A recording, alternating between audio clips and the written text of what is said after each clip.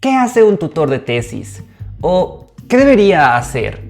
¿Y cuál es la diferencia entre un tutor, un revisor y un auditor? Sea bien que estés terminando una carrera, una maestría, un doctorado y tengas que elegir o solicitar a un tutor. O, por otra parte, si a ti te interesa o te corresponde ser tutor de tesis, es importante responder a estas preguntas. Debemos entender cuál es el rol del tutor, qué otros roles existen y cuáles son las responsabilidades de cada uno de estos. Como primer paso, vamos a contextualizar a todos estos roles. Todo proyecto final de grado debe pasar por una serie de filtros para ser aprobado y publicado. Según sea el caso para cada universidad y el país en el cual se encuentra, existirán unos u otros filtros internos y o externos. Internamente, la universidad designará a un docente para supervisar el desarrollo continuo del proyecto de grado. Este es el tutor y se designará a otro docente para evaluar dicho documento de forma periódica. De forma adicional, algunas universidades consideran como tercer filtro a un profesional experto no académico, es decir, alguien que trabaje fuera de la universidad, lejos de la vida académica, que no ejerza la docencia, que no se dedique a la investigación, sino así que tenga experiencia laboral en el tema de la tesis, o por lo menos en su área. Como cuarto filtro puede considerarse al docente a cargo de la asignatura de taller de grado o metodología de la investigación. Finalmente, algunas universidades toman en cuenta al director o jefe de carrera para la evaluación del proyecto terminado. La evaluación interna del proyecto de grado suele dividirse por fases de desarrollo o por marcos de la tesis. Normalmente existirá una primera defensa del proyecto, la propuesta inicial, una o dos defensas de desarrollo intermedio y una defensa final. Las modalidades de titulación son varias, pero en general tienen el mismo número de entregas preliminares, defensas o exposiciones. En general tenemos 4 categorías para los trabajos de grado. Por un lado tenemos a los proyectos de investigación, como ser tesis, ensayos largos o monografías. En este video hablaremos principalmente de esta categoría, proyectos de investigación. La segunda modalidad consiste en desarrollar un proyecto aplicado. En esta categoría encontramos a los planes de negocio, planes de marketing, trabajos dirigidos y demás documentos que consisten en aplicar lo aprendido en la carrera, sin necesidad real de investigar a profundidad o generar un aporte teórico a la academia. En tercer lugar, tenemos al llamado trabajo de campo. Dentro de esta categoría se encuentran los internados, las pasantías y similares, que normalmente implican un trabajo real, lastimosamente muchas veces no es remunerado e implica la redacción de un breve informe. Como cuarta y última categoría, podemos mencionar al examen de grado. Creo que esta opción es obvia, así que omitiremos los detalles. Vuelvo a mencionarlo, en este video estamos hablando de tesis o proyectos de investigación, aunque los puntos a ser mencionados también son válidos para proyectos aplicados, porque esta alternativa también requiere de un tutor. En lo que refiere al filtro externo, cada país o región tiene normativa propia para 2 tipos de instituciones. Las universidades acreditadas o reconocidas no necesitan filtro externo, porque cumplen cierto estándar de calidad, así que sus tesis y proyectos de grado se aprueban internamente.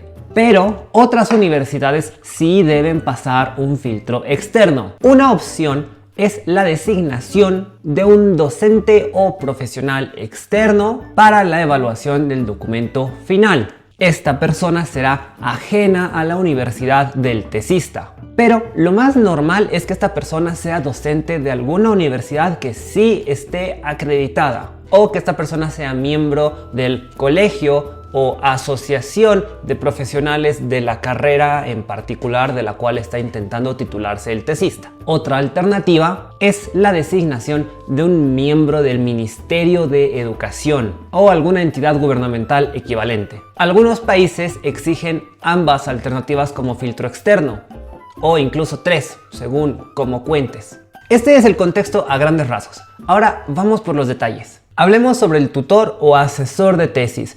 ¿Cuál es su rol? ¿Qué hace? ¿Qué debería hacer? Algunos errores comunes y brindemos algunas recomendaciones para tutorizar de forma eficiente. Que por cierto, esa es la terminología. Tutoría, tutorizar, tutorización. No tutoreado, tutorado ni similares. Lo primero que hace un tutor es aceptar su rol. Un tutor no debería ser impuesto, por más que tenga un ítem y trabaje jornada completa en la universidad. La tutorización requiere de gran responsabilidad. Como tutores debemos ser conscientes y autocríticos. El tutor debe ser experto en el tema de la tesis, de preferencia, pero si no fuese el caso o si no fuese posible, debe tener conocimiento sólido en la rama más cercana, no en la disciplina. Es decir, no sirve ser tutor si uno es especialista en economía o en psicología. Uno tiene que ser especialista en macroeconomía o en psicología clínica, por dar un par de ejemplos. Sin embargo, si es posible tener un tutor experto en el tema específico y no así en la rama, pues mucho mejor. Obviamente algunos temas son novedosos o son poco explorados, por lo cual, bueno, no habrá un tutor experto en el tema, así que habrá que remitirnos a la rama. Simultáneamente, al aceptar el rol de tutor, debe aprobarse el tema, dar el visto bueno, para que el proyecto de investigación pues se lleve a cabo. Si no podemos aceptar el tema, no debemos aceptar el rol de tutor. Ahora bien, para decidir si un tema se acepta o no, habrá que considerar la viabilidad, factibilidad y pertinencia. En otras palabras, que el tema sea importante o relevante para la academia, para los actores involucrados, para el ámbito laboral profesional, que el tema se pueda investigar y que el estudiante cuente con las condiciones para investigarlo. Aclaremos esta idea. Algunos estudiantes quieren investigar un tema que puede resultar interesante, pero no le sirve a nadie, ni en lo teórico ni en lo práctico. Entonces, ¿para qué investigarlo? O a lo mejor el estudiante quiere investigar un tema que podría ser de utilidad para cierta comunidad, pero la comunidad no tiene interés en que se desarrolle este proyecto, lo cual representa un obstáculo para que dicho proyecto sea posible. O quizás no tenemos los recursos suficientes como para investigarlo. Sean bien recursos financieros, monetarios o puede ser acceso a cierto tipo de información. Ante estas u otras situaciones de conflicto tendremos dos alternativas. 1. Cambiar el tema, pero esto es decisión del estudiante, porque es su tesis, no es nuestra. Nosotros somos tutores, no tesistas. Obviamente debemos explicarle al estudiante la razón detrás de nuestra recomendación. Opción número 2. Cambiar el enfoque. Una vez más, decisión del estudiante. Pero es una alternativa más fácil de negociar, especialmente cuando los obstáculos iniciales son factores exógenos. Imaginemos un tema que sí se puede investigar, pero que en nuestra realidad inmediata requiera demasiado presupuesto o recursos a los cuales no tenemos acceso. O, por ejemplo, que la comunidad o la empresa en cuestión sobre la cual se va a desarrollar el proyecto tenga otros intereses, otros objetivos distintos a los nuestros, que difieran de nuestra intención. Naturalmente que cambiar el tema o el enfoque cambia la investigación en sí, sus métodos, herramientas y resultados, en mayor o en menor medida. Por lo cual debemos hablar con el estudiante y asegurarnos de que esté consciente de lo que implica realizar dichos cambios. Una vez se haya aprobado el tema y se oficialice la designación del tutor, es importante agendar reuniones periódicas para la coordinación, guía y presentación de avances. Si el estudiante no tiene avances, no tiene sentido alguno programar dichas reuniones. Y si ya estaban programadas, pues habrá que cancelarlas, salvo que el estudiante no esté avanzando porque esté perdido, tema del cual hablaremos en breve. Pero por lo general, estas reuniones se llevarán a cabo cada 2 semanas. Mínimamente deberá existir una reunión cada 3 semanas y como máximo en frecuencia, pues una reunión semanal. Esto en temporadas altas o cuando la fecha de entrega y defensa sea inminente. En la realidad, lastimosamente, algunos tutores coordinan con sus estudiantes una vez al mes o una vez cada 2 meses. Y hay estudiantes que se pierden todo el semestre. Eso está mal. Quiere decir que algo está mal. O bien el tutor no cumple con su trabajo o es que el estudiante no tiene avances. ¿Por qué razones no avanzan los tesistas? Dejando de lado la irresponsabilidad, los problemas emocionales, personales, motivacionales y alguno que otro factor financiero, como que un estudiante, por ejemplo, no puede pagar en este momento la matrícula o la mensualidad y por tanto, pues si no puede pagar la universidad no le deja avanzar su tesis. Dejando de lado estos factores, un tesista suele estancarse porque no tiene en claro su tema de tesis, el enfoque o la metodología a seguir. Nos damos cuenta de ello porque la delimitación no corresponde con el trabajo desarrollado. Le falta sistematizar la investigación, sus procedimientos o a lo mejor necesita definir conceptos clave.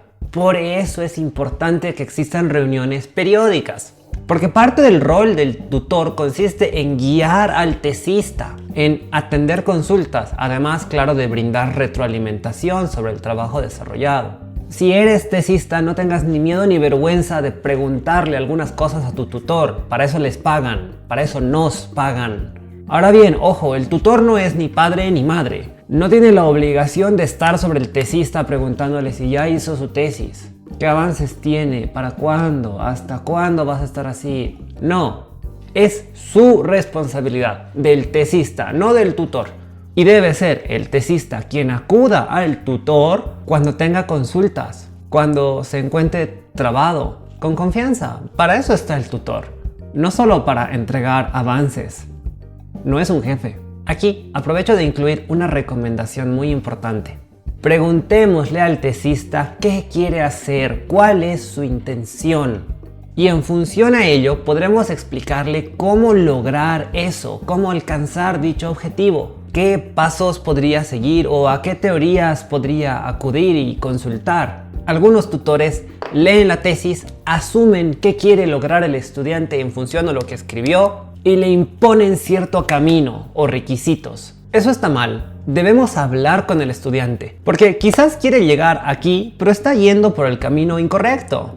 No nos basemos solamente en lo escrito, quizás deba corregir algunas cosas. Ahora bien, continuemos con la descripción del rol del tutor de tesis. El tutor estará presente durante todo el desarrollo. Debe guiar, resolver dudas, revisar los avances y brindar retroalimentación. Esto implica observaciones de fondo o de contenido. Debe además prever obstáculos futuros, riesgos y generar alertas tempranas, acompañadas de comentarios y sugerencias. Desde sugerencias sobre el enfoque o procedimiento hasta sugerencias bibliográficas. Recomendar fuentes de consulta. Al respecto, el tutor también debe vigilar que el estudiante no incurra en delitos de plagio o violación de la propiedad intelectual. Está muy bien que el estudiante consulte videos de YouTube o páginas de internet, siempre y cuando sean páginas serias, no que entre al rincondelvago.com o monografías.com o por último Wikipedia. Puede visitar páginas web, pero deben ser de contenido serio y pertinente, de ser posible sitios académicos o de publicación científica. Pero además debe realizar las citas en el formato correspondiente, porque de hecho la mayoría de los sistemas internacionales en tanto citas admiten y reconocen el uso de YouTube, el uso de páginas web y nos dan un formato para realizar las citas desde estos sitios. Sin embargo, una página que recomiendo para detectar plagio es plagiarismdetector.net, que el link está acá, aunque existen otras varias plataformas. Una recomendación adicional para la revisión del documento: estamos en el siglo XXI. El tesista debería hacer su tesis en un procesador de texto online colaborativo como Google Docs, que además de guardar su trabajo en la nube para evitar la típica tragedia de que justo se le borró la tesis, justo se arruinó su computadora y perdió todo su avance, además de esta ventaja de que pues como el trabajo está en la nube no se va a perder nada, y podremos revisar distintas versiones a través del tiempo, Google Docs también le permite al tesista añadir a su tutor como editor en el documento, para que el tutor pueda realizar sus comentarios online. Hay una función en Google Docs que nos permite añadir comentarios o activar el modo sugerencias, cosa que facilita la comunicación y el avance del trabajo, porque algunos tutores realizan comentarios redactando en modo edición, no en modo sugerencias, en el mismo documento. En Word, pese a que Word también tiene un modo de revisión, aunque es menos eficiente que el de Google Docs. Pero el problema aquí es que al hacer los tutores comentarios en el documento, escribiendo en el documento y no así como un comentario real, alguna vez ocurre que el estudiante no ve el comentario, lo pasa, lo omite, y aún incluso he visto tesis impresas, publicadas, terminadas, con los comentarios del tutor ahí en el texto, las observaciones, las críticas, cosa que está mal. O por otra parte, hay tutores y hay universidades que exigen la tesis impresa, así sean avances de tesis, cosa que está fatal, es un atentado contra el medio ambiente.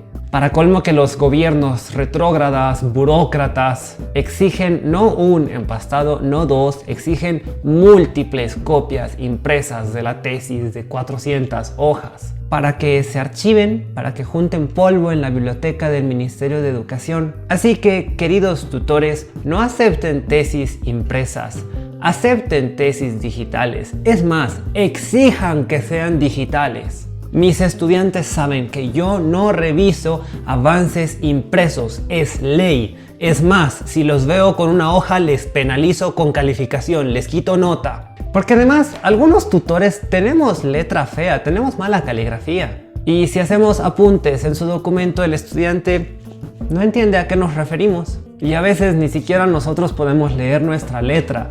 Y hasta que nos volvamos a reunir con el estudiante ya ha pasado un tiempo y a lo mejor a uno se le olvida por qué hice este comentario o qué decía aquí.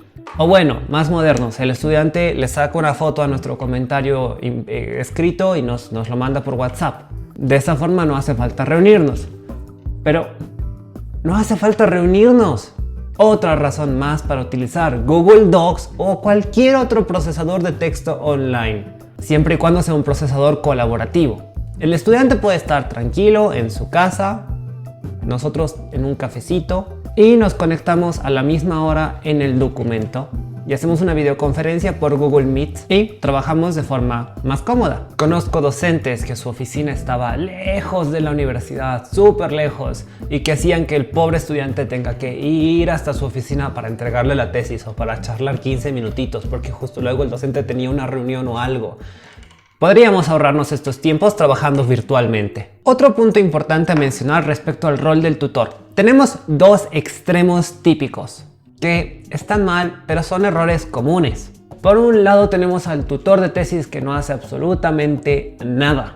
No cumple con ninguno de los puntos señalados previamente respecto a guiar, brindar retroalimentación, etc. Creo que es obvia la razón por la cual ese modelo de tutor está mal, pero vamos a añadir dos motivos. Uno, el tutor es quien recibe mayor remuneración, más que el revisor, más que el auditor y cualquier otro. No se les paga muy bien a los tutores e investigadores en Latinoamérica, lastimosamente, pero se les paga como un extra, aparte de la docencia, aparte de las cosas que hacen.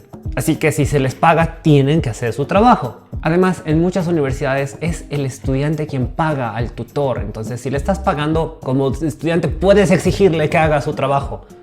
Caso contrario, hablas con el director de carrera, que le corte la cabeza. Razón número 2.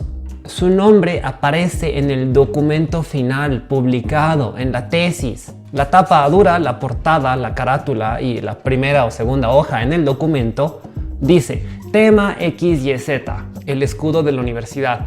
Tesis para la obtención de grado en la carrera de tantos. Nombre del postulante y abajo dice tutor, Perico de los Palotes. Por lo tanto, el tutor tiene responsabilidad respecto a la tesis y su contenido. Y en ese sentido, tutores, no dejen que su nombre aparezca en un documento hecho a la macana, así a la quete, un documento vago y poco académico. Pero, tampoco hay que caer en el otro extremo. En el otro extremo existen tutores que se apropian del tema. Tutores que dictaminan qué ha de hacerse, cuándo y de qué manera. Tutores que no hacen la tesis, sino que el tesista la hace por ellos y para ellos. Y que si el tesista quiere ir por cierto camino o utilizar ciertas herramientas o ciertos métodos, acudir a teorías diferentes o aún incluso generar un aporte propio, el tutor le pone trabas, lo obstaculiza y encasilla el desarrollo del documento. Recordemos que la tesis es del tesista, él está a cargo, es su proyecto. El tutor se encarga de revisar el documento y guiar al estudiante, con todas las condiciones que señalamos hace un momento en este video. Si el tesista va por un mal camino, no es riguroso en sus métodos o es partícipe de teorías probadas como erróneas, debemos advertirle y explicarle el porqué de su error. Si el estudiante hace caso omiso de nuestras advertencias y recomendaciones, no hay que alarmarnos, existen otros filtros internos. Se chocará con el docente revisor, el auditor, el docente de metodología o taller de tesis y pues también está el director de carrera. Y si nadie en la universidad hace caso de nuestras advertencias, seguramente el filtro externo pondrá un alto a la situación. Así que nosotros, con el rol de tutor, debemos brindar recomendaciones y alertas tempranas. Tanto al estudiante, para que luego no se choque con alguna otra de estas autoridades y que su tesis quede en nada, así como también deberemos realizar nuestras observaciones ante las autoridades competentes. Porque el tutor de tesis, generalmente, además de trabajar con el estudiante, redactará un informe para el director de carrera. Así pues, para resumir este punto, el tutor es tutor, no tesista. No vamos a hacer la tesis del estudiante, pero tampoco somos un jefe que da órdenes. He visto personalmente a varios estudiantes que sufrieron innecesariamente por su tesis, porque el tutor exigía cosas fuera de lugar, porque quería que la tesis fuese a su gusto, bajo su criterio, opacando al estudiante, minimizando su capacidad intelectual y académica. Si el estudiante llegó hasta último año o semestre, se supone que está en condiciones de elaborar un proyecto de grado. Nosotros estamos para guiar. Y por cierto, los últimos 2 puntos respecto al rol del tutor, también deberíamos asesorar al tesista para su defensa o exposición, así como debemos revisar el paper o resumen ejecutivo que surja a partir de su tesis. Además del tutor de tesis, existe un segundo académico a cargo, llamémosle auditor. Generalmente se trata de un docente de visión más amplia que la del tutor. Esto no quiere decir que sea mejor, simplemente que si el tutor era experto en el tema o en la rama, pues el revisor será experto en la disciplina académica que contiene a dicha rama. ¿A qué me refiero? Imaginemos una tesis sobre la pizza con piña. Si el tema de la tesis es pizza con piña, pues el tutor será experto en tesis con piña o por lo menos será experto en las pizzas como un todo. El revisor tendrá que ser experto en comida rápida. Pero si la tesis es sobre pizzas gourmet, entonces el tutor, buenísimo, porque pues es pizza, el tutor sabe de pizza, pero tendremos que cambiar de revisor. Uno que ya no sea experto en comida rápida, sino uno que sea experto en comida gourmet. El revisor va a la categoría o disciplina que contiene al tema de la tesis. Sea que hablemos de psicología, economía, ingeniería química, industrial, ambiental o la carrera que se les venga a la cabeza. ¿Por qué insisto en esta idea?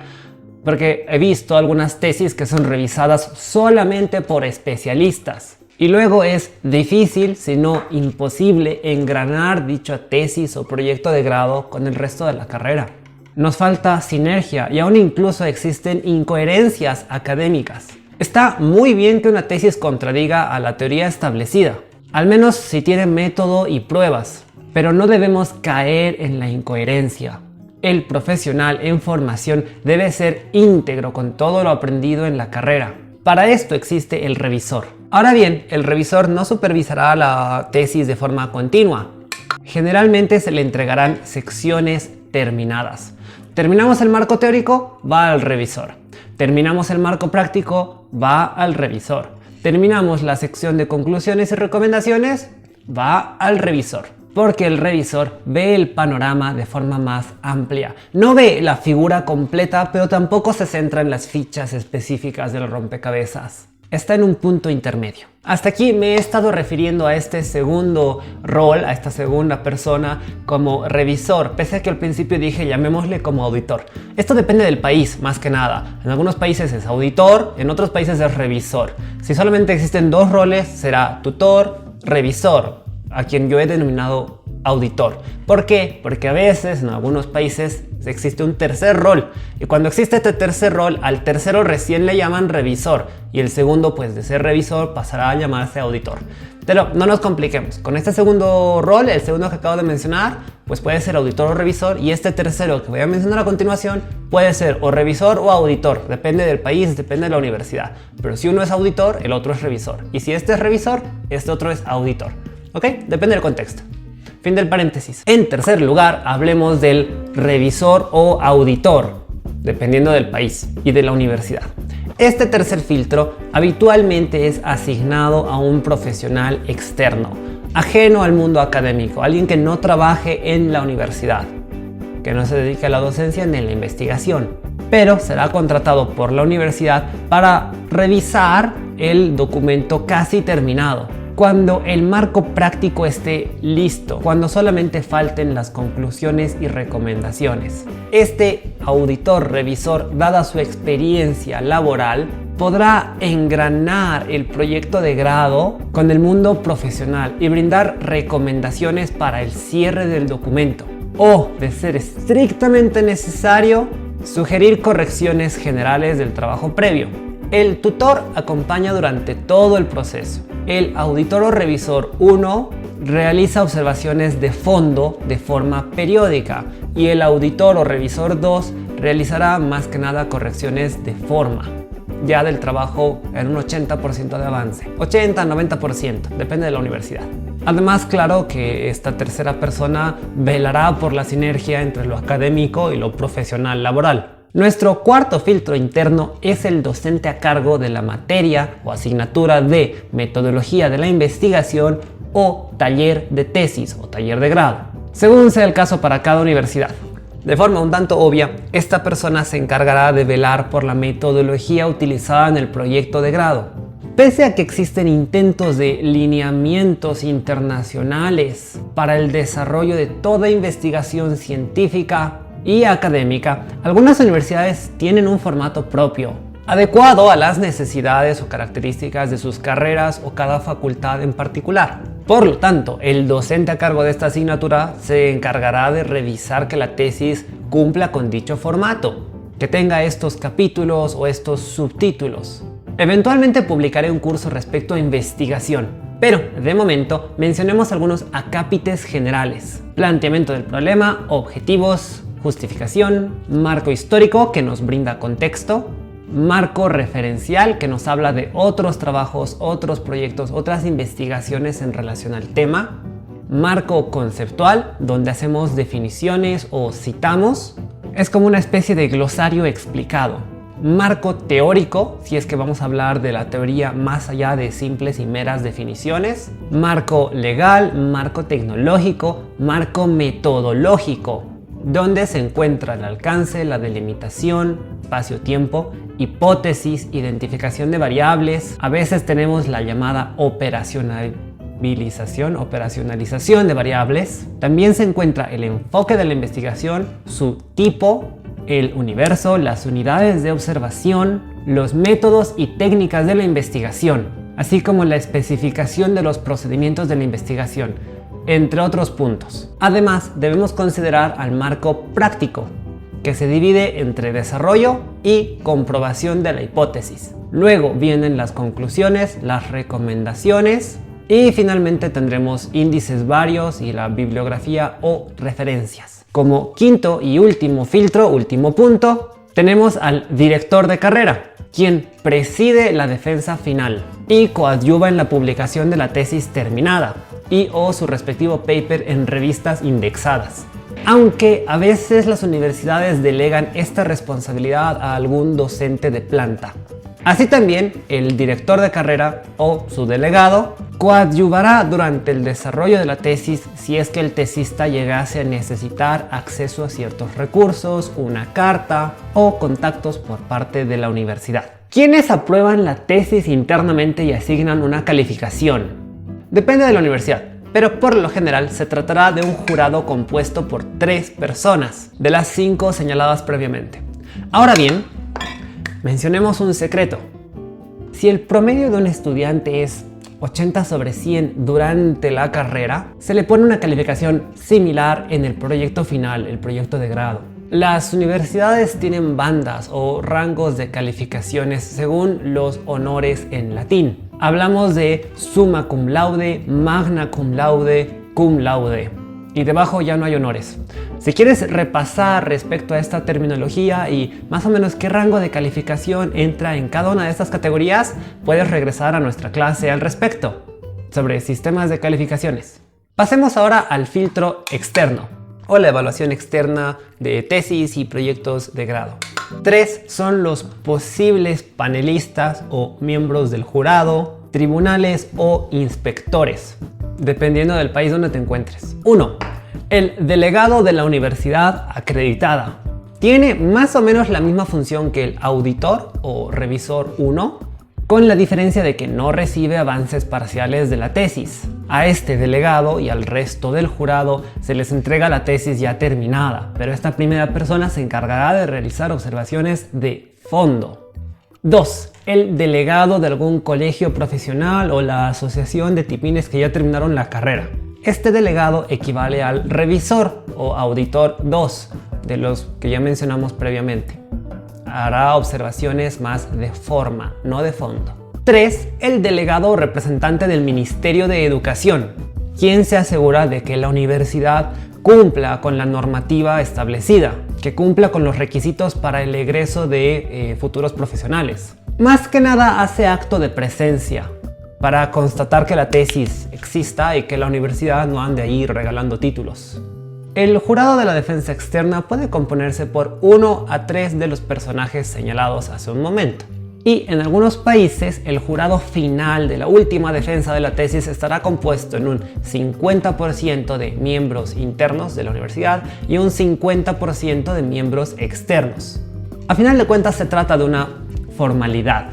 En la defensa final de tesis no se presenta un trabajo en desarrollo, se entrega algo ya listo, terminado, y generalmente se aprueba.